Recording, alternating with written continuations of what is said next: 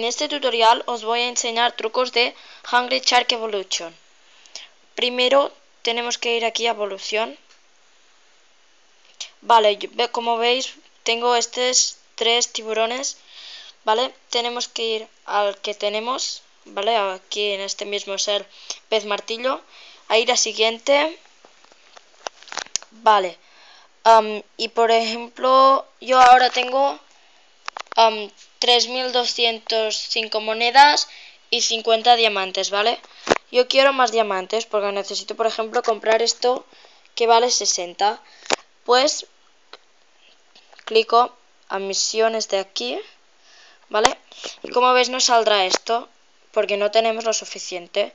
Pues aquí, recargar monedas y gemas, ¿vale? Lo que a continuación tenemos que hacer, veremos que esto es pagando, pero vamos aquí a gratis. Y puede ser ganar un diamante viendo un tráiler o bien con monedas. Yo en este caso voy a ser diamantes. Y nos va a salir un tráiler que bueno, solo tenemos que esperar en este caso 23 minutos, hay segundos, perdón. Y luego veremos que en vez de 50 diamantes tenemos 51. Vale. Muchas veces se repiten los mismos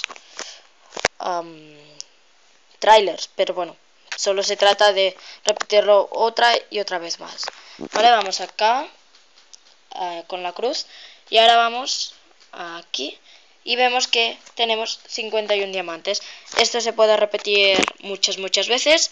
Bueno, muchas gracias por haberme escuchado y si queréis algo más solo tenéis que decírmelo en los comentarios. Espero que os haya gustado. Si os ha gustado, suscribidme en mi canal y poned like. Hasta otra.